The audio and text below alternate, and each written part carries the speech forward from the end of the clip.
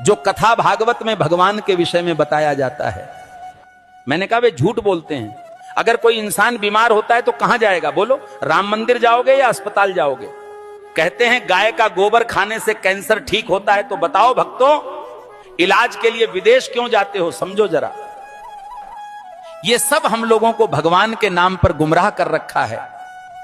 और जब यही लोग कहते हैं धन दौलत त्याग कर भगवान की शरण में आ जाओ, और खुद कहीं पर भागवत कहने जाते हैं, लाखों रुपये लेते हैं। ये मायाजाल ही तो है। भगवान की शरण में जाने का मतलब यह थोड़ी है कि अपने शरीर का ध्यान छोड़ दो। जो शरीर भगवान ने दिया है उसकी सेवा भी तो ईश्वर सेवा है। जब बुखार आता है तब राम की जगह दवा ढूंढते हो। जब जीवन भर की परेशानी हो तब बाबा का झूठा गोबर इलाज क्यों बन जाता है? गाय पूज्य है, इसमें कोई दो राय नहीं, पर यह कहना कि गोबर खाने से कैंसर ठीक हो जाएगा, यह विज्ञान नहीं, धोखा है। जो कथावाचक कहते हैं धन दौलत छोड़ दो, भगवान की शरण में आ जाओ, वो खुद लाखों के हवाई सफर करते हैं, एसी पंडाल में रुकते हैं और पाटीदारों से लिफाफा लेते हैं। तो त्याग हमें क्यों सिखाते हो? तपस्या की राह हमें क्यों दिखाते हो, जब खुद तुमने उसका कोई अनुसरण नहीं किया? भगवान के नाम पर डर बेचकर जो अपने महल खड़े करते हैं वो संत नहीं, व्यापारी हैं।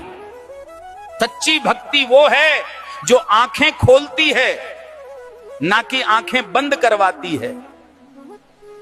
और आखिर में बात सीधी सी है, भगवान अंधविश्वास से नहीं, सच सेवा और विज्ञान से मिलते हैं। सीताराम सीताराम। भविष्य मालिका कहती है जब पाप बढ़ेगा तो समय न्याय करेगा और धर्म की असली परीक्षा शुरू होगी।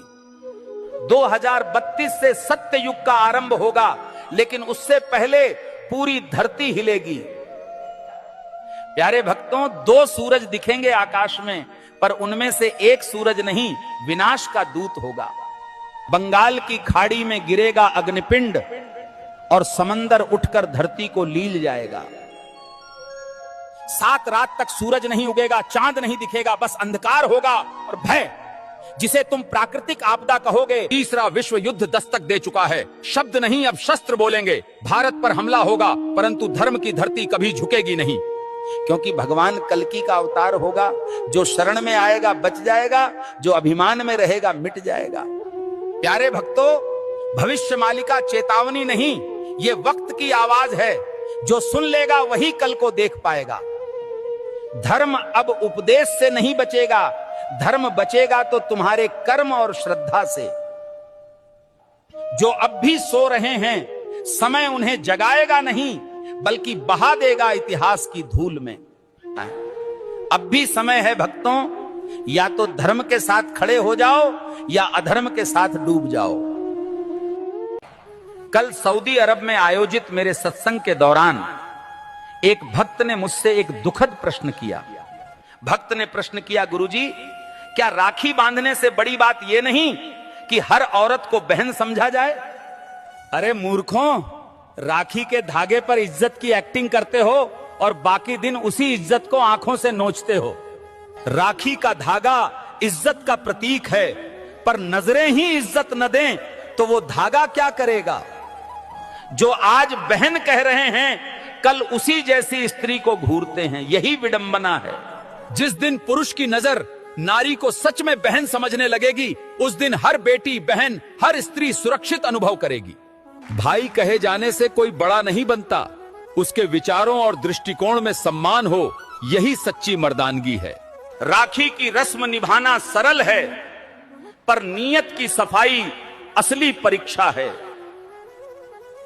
हे प्रभु, जो स्त्री को देखकर गंदे ख्याल लाता है वो कभी भाई नहीं बन सकता। हर लड़की बहन जैसी लगे, ये सिर्फ कह देने से नहीं होता, जब तक मन से उसे बहन समझा न जाए। राखी कोई ताबीज नहीं है, ये चेतावनी है सोच को पवित्र करने की और नारी को नजर से नहीं सम्मान से देखने की। जिस पुरुष की मर्दानगी किसी नारी की रक्षा न कर सके, वो राखी के धागे का भी हकदार नहीं होता। राम के भक्त हो या डर के गुलाम, शर्म करो। हनुमान जी ने रावण को जला दिया, तुम आंख फड़कने से कांपते हो। अगर आज हनुमान जी को कुछ कहना होता तो वो बोलते, मुझे तुम लोगों को अपना वंशज कहने में शर्म आ रही है। तुम्हारे यहां बड़ी से बड़ी कंपनी का सीईओ भी बिल्ली के रास्ता काटने पर अपना रास्ता बदल लेता है। वो पूछते, अरे तुम सीईओ ही हो ना या चूहे हो? वो बोलते, अरे एक बिल्ली से डर गए, हमने तो रावण को घर में घुसकर मारा था। वो समझाते, तुम विश्वगुरु बनोगे कैसे? 150 करोड़ हो लेकिन सभी डरे हुए हो। वो बताते कि हमने तो सीने में तीर खाकर राक्षसों से लड़ाई की और तुम आंख फड़कते ही डर के बैठ जाते हो। वो तुम्हें औकात में लाकर बताते कि हमने राम सेतु मंत्र मारकर नहीं बनाया, नल नील नाम के 2 इंजीनियरों से बनवाया था। वो तुम्हें जागृत करते हैं कि जो समाज डरा हुआ हो वहां साइंटिस्ट कम और गुलाम ज्यादा पैदा होते हैं। हनुमान कहते हैं, जिस समाज में तर्क मारा जाए, जहां अंधविश्वास राज करे, वहां भक्ति भी गुलाम हो जाती है। क्या तुम वाकई मेरे वंशज हो या फिर बस ट्यूसडे फल चढ़ाने वाले भक्त? भक्ति करो लेकिन विवेक से, क्योंकि हनुमान सिर्फ मंदिरों में नहीं रहते, जहां साहस है वहीं हनुमान है। सब्सक्राइब करिए, लाइक करिए, कमेंट में अपना भाव लिखिए और मन कहें तो दक्षिणा भी दीजिए। सेवा रुके नहीं।